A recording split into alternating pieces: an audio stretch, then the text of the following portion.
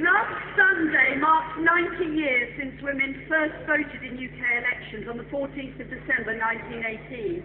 Will my right honourable friend ask the Prime Minister to join us at the new permanent exhibition on the suffragette struggle off the Central Lobby, and so give a lead to other honourable members to take their constituents and visitors, particularly school parties, and stress to young women the importance of exercising their hard-won democratic right to vote.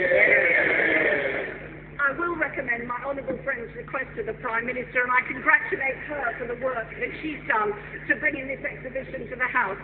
The important thing is not only to have more women in this House of Commons, but that we not only change the face, but change the agenda of the House of Commons. And that's what we've done with new Sure Start centres, with maternity pay and leave, with new laws that tackle domestic violence.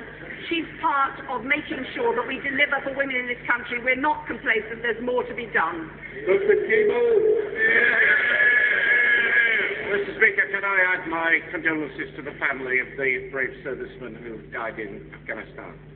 When the Leader of the House last stood in at the Prime Minister's questions, I asked her about the vicious spiral that was developing in the economy with rising unemployment and a collapsing housing sector. Since then, it's been confirmed that housing starts this year are at the lowest level since Ramsay MacDonald led the Labour administration in 1924. And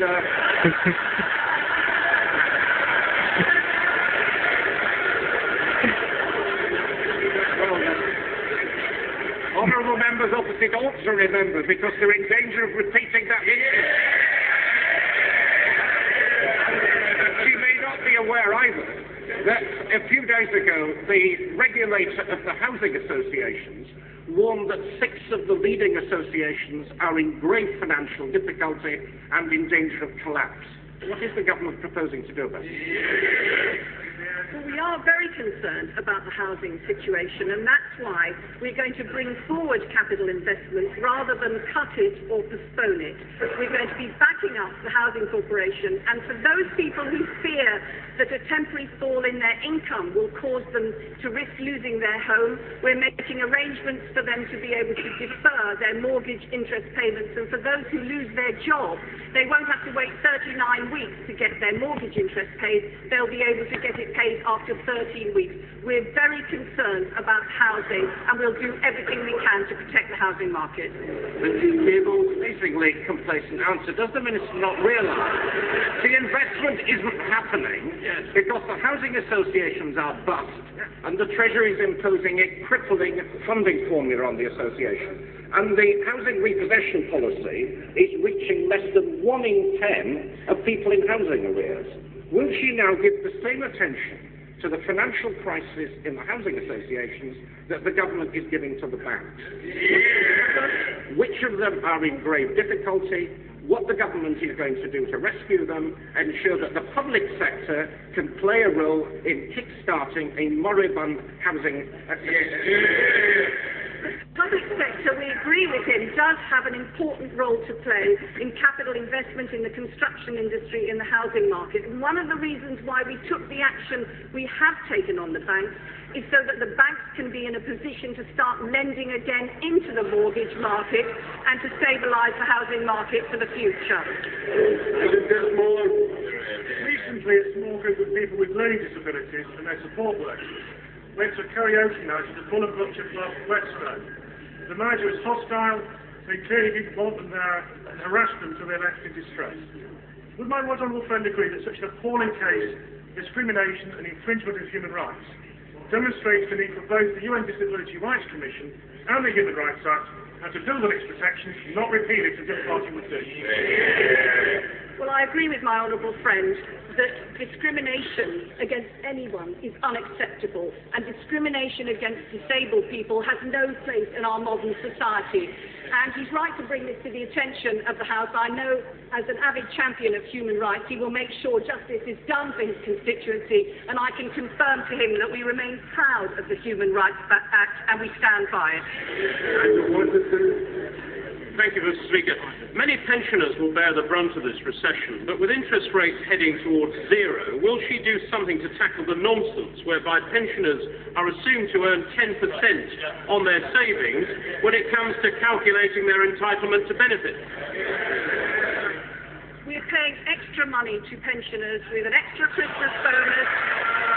Well, I think that the extra winter fuel payment is important. The extra Christmas bonus is important. Bringing forward the increase in the state retirement pension to the beginning of the year is important. And I would say, whilst we're in no way complacent about people's income in retirement, the single group of people who have benefited most in terms of their increased standard of living since Labour came into government has been pensioners, and particular single older pensioners. Thank you, Mr. Speaker. What does my right honourable friend think of the decision of Crawley Borough Council, Conservative-controlled authority, to reject the free swimming offer for young and older people? With the Olympics looming, and with our focus on health and well-being, does she believe that this is a wrong decision? Santa won't be coming to Crawley this year. Well, I think that's just another example of how the Tories don't believe in public services, even important public services. They should be jumping at the chance of the free swimming, which is not only important for people of all ages, it's important not only for leisure, but for public health. And I hope Crawley Council will take her advice and think again. Mr. Speaker, given that it's over 7 years since the troops have been in Afghanistan, and looking at the current situation, including the deeply entrenched forces of the around Kabul, would the leader of the House care to speculate on whether the military battle is being won, and crucially, when does she anticipate that the all-important battle for hearts and minds will commence? We've always said that it's a development strategy, it's a political strategy, and it's also a military strategy. And in that military strategy, as well as paying tribute to our troops fighting in the most dangerous circumstances in Helmand province, we recognise that this is a multinational force which is operating in Afghanistan, and of course we recognise the political and developmental strategy as well as the military one. Brian Jenkins. Thank you, Mr. Speaker. May I ask my right honourable friend, the Leader of the House, to pass on my thanks, the thanks of many in this House, the thanks of many in our country, to everyone involved with last week's announcement on the re-grading and upgrading of the Armed Forces Compensation Scheme. She will realise this will mean a massive difference to the quality of life for its service personnel and their families. But can she assure me that everything is being done with regard to the fixtures and adaptations that service personnel need when they return home from rehabilitation to make it a smooth transition? Well, I would support his welcome for the increase in compensation for those who've suffered injuries in service to their country, an increase up to £590,000, and also to say that it's going to be backdated to those who've been injured since 2005, and instead of waiting for them to contact the compensation scheme, they will be contacted for their compensation level to be reviewed. He mentions the important question of adaptation, and those who are returning home will have high priority for adaptations in their own homes. Mark Pritchard. This week, the government abandoned its plans and inquiry into the use of snatch Land Rovers in Afghanistan and Iraq.